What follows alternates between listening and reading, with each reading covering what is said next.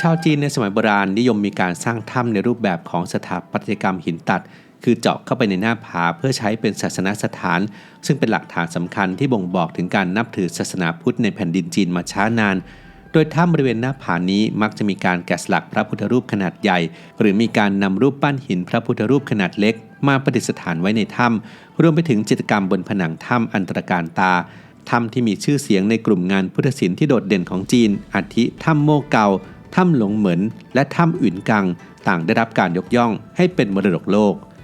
ในเขตปกครองตนเองซินเจียงอุยกูยังมีถ้ำอีกหลายแห่งที่มีจิตรกรรมที่งดงามเป็นเอกลักษณ์และว่ากันว่าเป็นต้นแบบของงานพุทธศิลป์ของถ้ำต่างๆในยุคต่อมา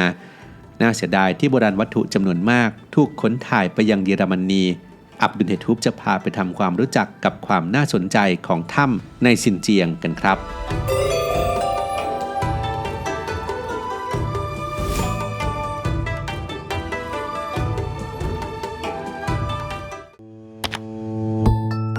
เขตปกครองตนเองซินเจียงอุยกูทางตะวันตกเฉียงเหนือสุดเขตแดนของประเทศจีนที่เชื่อมต่อกับเพื่อนบ้านถึงอีก8ประเทศเป็นพื้นที่ที่ใหญ่ที่สุดเมื่อเทียบกับมณฑลและเขตปกครองอื่นๆทั้งหมด34แห่งของจีนพื้นที่ของที่นี่นั้นมีขนาดรวม 1.6 ล้านตารางกิโลเมตรหรือราว1ใน6ของประเทศจีนทั้งหมดและใหญ่กว่าประเทศไทยถึง3เท่ามักปรากฏเป็นข่าวเรื่องความขัดแย้งระหว่างชาวอุยกูร์ที่นับถือศาสนาอิสลามกับชาวจีนอยู่เสมอในแง่ประวัติศาสตร์พื้นที่นี้เป็นส่วนหนึ่งของเส้นทางสายไหมและเป็นที่ตั้งของคัชกาศูนย์กลางการค้าขายที่สำคัญมานับพันปีอีกสิ่งหนึ่งที่หลายคนยังไม่รู้ก็คือซินเจียงเคยเป็นดินแดนที่รุ่งเรืองทางพุทธศาสนาอย่างมากในช่วงคริสตศตวรรษที่ 3-8 โดยเฉพาะอย่างยิ่งที่เมืองถูหลู่ฝานและคู่เชอหลักฐานที่ปรากฏก็คือโบราณสถานหินตัดที่เจาะเข้าไปในภูเขาในรูปแบบของถ้ำที่ใช้เป็นศาสนสถานที่มีด้วยกันหลายแห่งโดยเฉพาะอย่างยิ่งถ้ำคีซิ่วที่มีงานพุทธศิลป์ที่เก่าแก่ที่สุดในประเทศจีนเป็นหนึ่งใน4ถ้ำที่เป็นที่สุดของวัฒนธรรมจีนถ้ำคีซิ่วอาจจะไม่ได้ขึ้นทะเบียนเป็นมรดกโลกเหมือนกับอีก3ถ้ำที่เหลืออันได้แก่ถ้ำโม่เกาในมณฑลกานซูถ้ำหลงเหมินในมณฑลเหอหนานหรือถ้ำอุ่นกังในมณฑลซานซีอีกทั้งไม่ได้มีพระพุทธรูปแกะสลักขนาดใหญ่ตกแต่งอย่างอลังการแต่งานจิตรกรรมบนผนังถ้ำคีซิ่วก็มีเอกลักษณ์ที่โดดเด่นเป็นอย่างมาก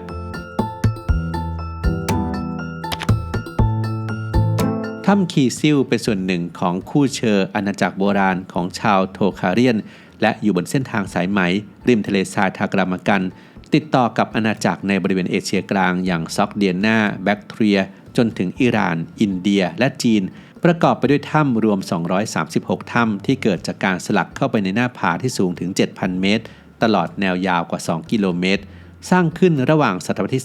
3-8 ก่อนถ้ำโม่เกาประมาณ300ปีโดยยุคแรกได้รับอิทธิพลจากอินเดียและเอเชียกลาง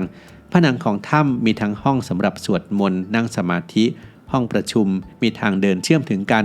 ถ้ำส่วนใหญ่จะมีเสาอยู่ตรงกลางเพื่อใช้ในการเวียนประทักษิณได้โดยรอบและมีพระพุทธรูปประดิษฐานอยู่ในจุดต่างๆส่วนใหญ่ทำจากดินเหนียวและปูนมีเพียง6ถ้ำเท่านั้นที่สามารถเข้าเยี่ยมชมได้และมีอีกราว135ถ้ำที่ยังคงรอการสำรวจเพิ่มเติมภาพเขียนบนผนังถ้ำบอกเล่าเรื่องราวเกี่ยวกับพุทธประวัติอาทิพระอนาคามีส่งน้ำองค์พระสักยมุนีบนสวรรค์มีการใช้สีที่หลากหลายที่พิเศษคือสีน้ำเงินที่สกัดจากหินลาปิสลาซูลีซึ่งพบได้มากในอัฟกานิสถานและสีเขียวอมฟ้าที่ได้จากหินไดออปเทสเป็นงานศิลปะที่ได้รับอิทธิพลจากทั้งเปอร์เซียและอินเดียซึ่งสะท้อนให้เห็นว่าในช่วงเวลานั้นผู้คนที่อาศัยอยู่ในแถบนี้นับถือศาสนาพุทธ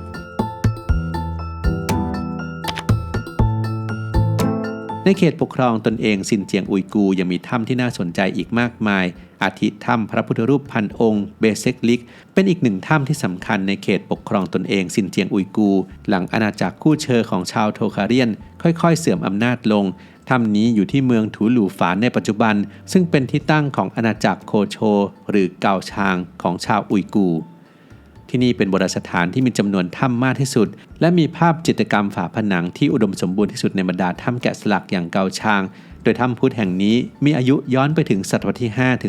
5-14 มีถ้ำทั้งหมด83ถ้ำเดิมใช้เก็บโบราณวัตถุและมีภาพจิตรกรรมฝาผนังรวมพื้นที่กว่า 1,200 ตารางเมตรและยังคงมีภาพบนผนังหลงเหลือให้เห็นอยู่กว่า40ถ้ำ ภาพจิตรกรรมบางส่วนแสดงภาพพระพุทธรูปขนาดใหญ่ล้อมรอบด้วยบุคคลหลากหลายทั้งชาวเติร์กอินเดียและยุโรปด้วยประวัติศาสตร์อันยาวนานกว่า 1,500 ปีถ้ำเบเซกลิกจึงเป็นโบราณสถานอันล้ำค่าของชาวอุยกูร์ที่อพยพหนีมาจากมองโกเลียมาตั้งถิ่นฐานในดินแดนนี้โดยที่ในเวลานั้นยังไม่ได้นับถือศาสนาอิสลาม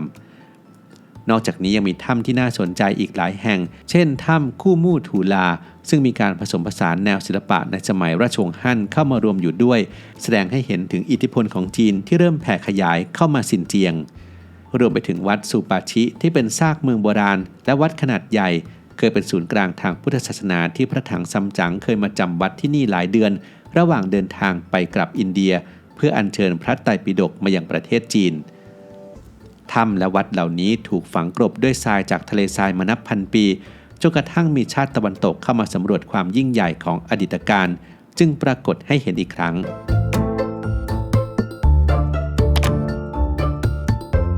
แอลแบ็กฟอนเลอคอกนักธุรกิจเยอรมันเชื้อสายฝรั่งเศสที่ร่ำรวยจากกิจการผลิตไวน์ของครอบครัว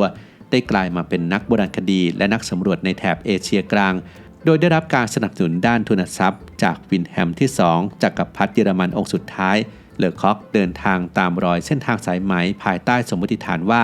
ตะวันตกของทวีปเอเชียน่าจะได้รับอิทธิพลมาจากวัฒนธรรมกรีกและสิ่งที่ค้นพบเมื่อเดินทางมายังซินเจียงในช่วงต้นศตวรรษที่ 20 ก็คือวัดถ้ำที่ซ่อนตัวอยู่ในภูเขาหลายแห่งแต่ละถ้ำล้วนมีเอกลักษณ์ที่น่าสนใจ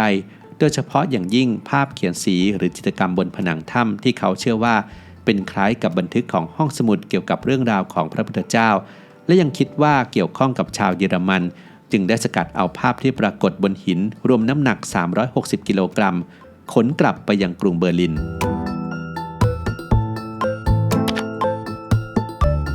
แอลแบ็กฟอนเลอคอกร่วมกับนักวิชาการจัดตั้งพิพิธภัณฑ์ชาติพันธุ์วิทยานำโบราณวัตถุที่ได้จากการสำรวจเอเชียกลางรวมไปถึงถ้ำที่ซินเจียงมาจัดแสดงซึ่งต่อมาได้เข้าเป็นส่วนหนึ่งของอุมโบฟอรัมพิพิธภัณฑ์ด้านศิลปะวัฒนธรรม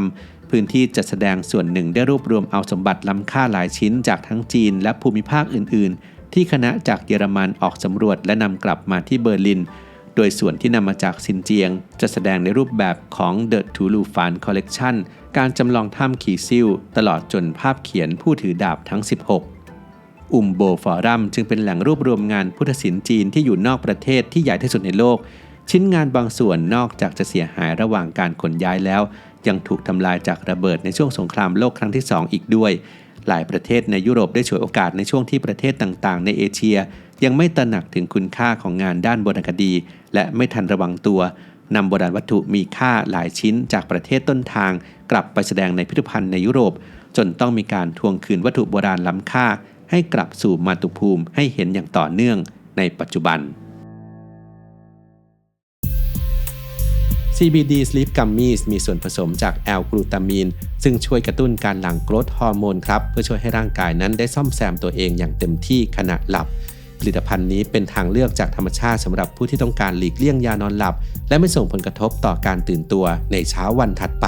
และจากประสบการณ์ผู้ใช้ที่มักจะตื่นกลางดึกแล้วนอนต่อไม่ได้ก็พบว่าหลังจากใช้ผลิตภัณฑ์แล้วแม้จะยังมีการตื่นบ้างแต่ก็สามารถกลับไปนอนหลับต่อได้ง่ายขึ้นมากครับแล้วทุกคนล่ะครับคิดว่าตัวเองเป็นสายไหนนอนยากหรือว่าตื่นกลางดึกบ่อยกว่ากันมาร่วมแชร์ประสบการณ์ผ่านคอมเมนต์ได้เลยครับ